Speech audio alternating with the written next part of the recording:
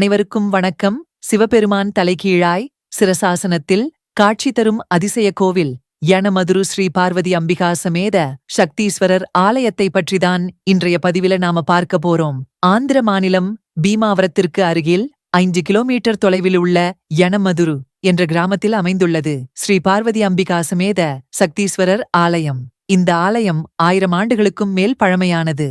நமது ஈசனை தேடி சேனலை சப்ஸ்கிரைப் பண்ணலைன்னா இப்ப சப்ஸ்கிரைப் பண்ணிக்கோங்க. நமது சேனலோட அனைத்து வீடியோக்கள் அப்டேட் உங்களுக்கு கிடைக்கிறதுக்கு பெல் பட்டனையும் பிரஸ் பண்ணிட்டு இந்த வீடியோவை தொடர்ந்து பாருங்க.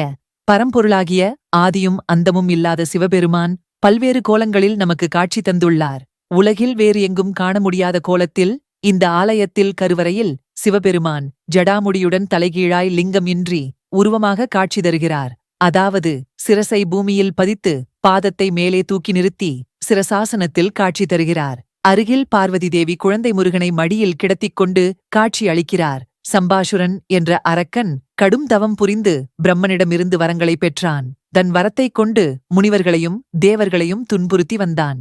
அவனை எதிர்த்து அஷ்டதிக்கு பாலகர்கள் யமதர்மனுடன் சேர்ந்து போரிட யமதர்மனை தவிர அனைவரையும் தோற்கடித்தான் சம்பாசுரன். யமதர்மன் தொடர்ந்து போர் புரிந்தார். இருந்தாலும் யமதர்மன் தன் பலத்தை இழந்து கொண்டே வந்தார். முடிவில் சம்பாசுரன் யமபுரியை கைப்பற்றும் நிலை வந்தது.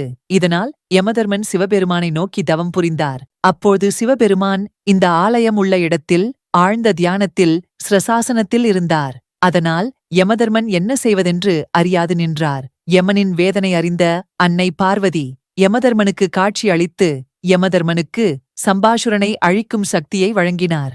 யமதர்மனும் சம்பாசுரனை கொன்று முனிவர்களையும் தேவர்களையும் காப்பாற்றினார். அதன் பிறகு யமதர்மன் இந்த ஆலயத்தில் ஸ்ரசாசனத்தில் இருந்த சிவபெருமானையும் குழந்தை முருகனுடன் இருந்த பார்வதியையும் பூஜித்தார். இன்றும் இங்கே சிவபெருமான் ஸ்ரசாசனத்தில் தலைகீழாய் காட்சி தருகிறார். யமதர்மன் பூஜித்த தலமாதலால் அபமிருத்யு தோஷம் உள்ளவர்கள் ஜாதகத்தில் கண்டம் உள்ளவர்கள் இந்த ஆலயத்திற்கு வந்து தலைகீழாய் காட்சி தரும் சிவபெருமானையும் அம்பிகையையும் வழிபட்டால் யமபயம் நீங்கும், கணவன் மனைவி பிரச்சனை மறையும், குடும்ப ஒற்றுமை ஓங்கும், குழந்தை வரம் கிடைக்கும். இந்த பதிவு உங்களுக்கு பயனுள்ளதாக இருந்திருக்கும் அப்படின்னு நினைக்கிறோம். இந்த வீடியோவுக்கு ஒரு லைக் கொடுங்க. இது போன்ற ஆன்மீக தகவல்களை பெற நமது ஈசனை தேடி சேனலை சப்ஸ்கிரைப் பண்ணிக்கோங்க. மீண்டும் அடுத்த பதிவுல சந்திக்கலாம். நன்றி.